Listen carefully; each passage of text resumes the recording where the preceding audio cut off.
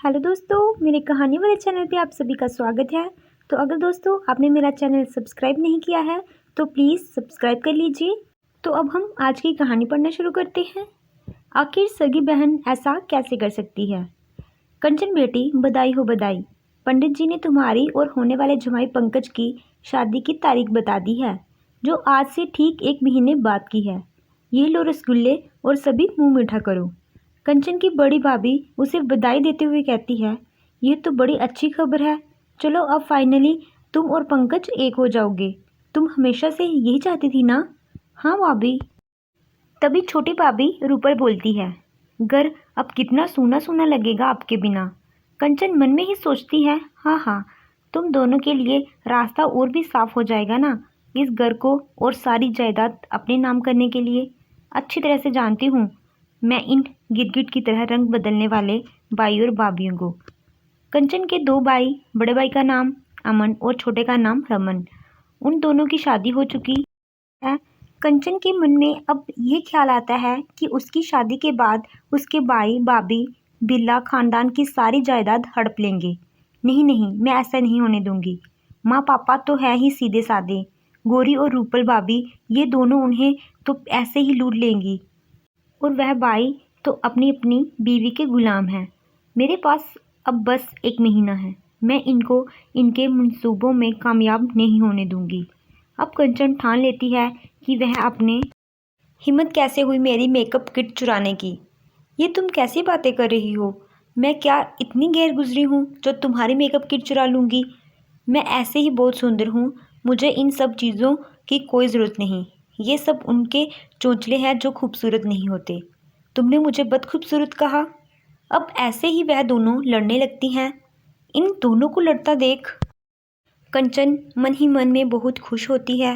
लड़ो लड़ो और लड़ो। अब वह एक दूसरे से बात करना भी बंद कर देती हैं। दूसरी ओर अमन और रमन एक ही दुकान पर काम करते थे। उनकी मिठाई की दुकान होती है। अब कंचन दोनों भाइयों को लड़वाना चाहती थी, इसलिए वह एक दिन चुपके से जाती है और गले से सारे पैसे निकालकर रमन के पर्स में डाल देती है। इस वजह से दोनों भाइयों में कहासुनी हो जाती है। अब लड़ाई बहुत ज़्यादा बढ़ जाती है।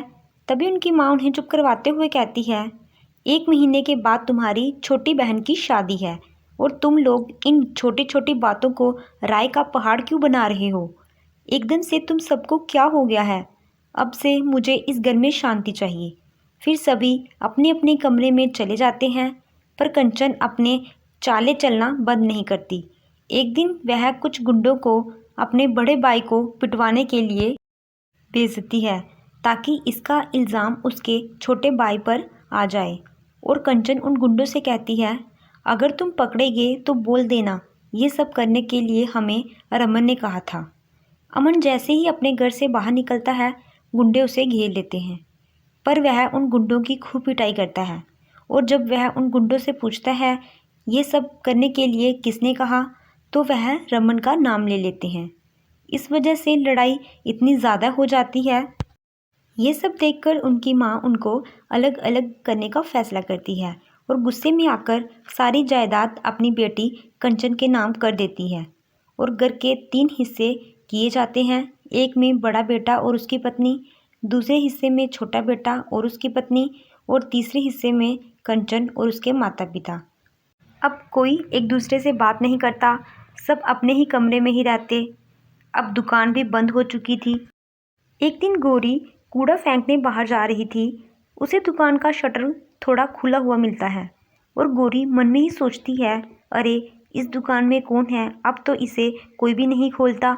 और वह दुकान की ओर जाती है। जैसे ही वह दुकान के पास पहुंचती है, उसे अंदर से कंचन के हंसने की आवाज़ आती है और वह वहीं पर छिप जाती है और देखती है कि कंचन अपनी सहेली के साथ खड़ी होकर कुछ बातें कर रही होती है।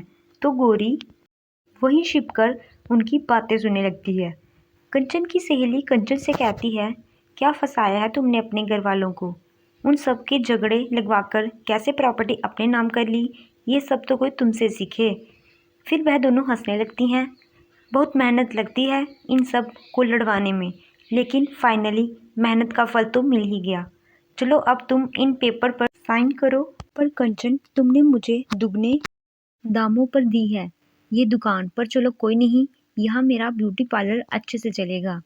गौरी ये सब बातें सुन लेती है और सारी बातें घर आकर सबको बताती है और सभी दुकान पर जाकर रंगे हाथ कंचन को पकड़ लेते हैं और उसकी सहेली को धमकाकर उससे सारी बात पता करते हैं।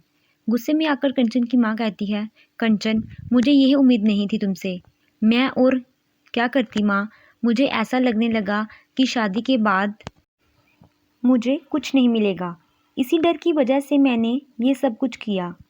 सॉरी माँ, सारी अमन भैया और रमन भैया, सारी गौरी और रूपल भाभी। तभी अमन कंचन से कहता है, ये तुमने बहुत गलत किया कंचन, हम दोनों भाई एक दूसरे पर जान छिड़कते थे, पर तुमने हम दोनों को एक दूसरे का दुश्मन बना दिया। अगर यही बात तुम्हारे ससुराल वालों को पता चले तो मुसीबत खड़ी हो सकती है। तभी गौरी कहती है, आखिर तुम सगी बहन होकर ऐसा कैसे कर सकती हो कंचन? अगर एक बार कहती तो तुम्हारे ये भाई सारा घर तुम्हारे नाम कर देते। तुम्हारे भाइयों ने तुम्हारे लिए पहले ही एक प्रॉपर्टी खरीद रखी थी। तुम्हारी शादी वाले दिन तुम्हें सरप्राइज़ देना था, पर तुमने अपने भाइयों के साथ ही ये सब कर दिया। मुझे माफ़ कर दीजिए, सगी बहन होने के नाते मुझ पर लानत है।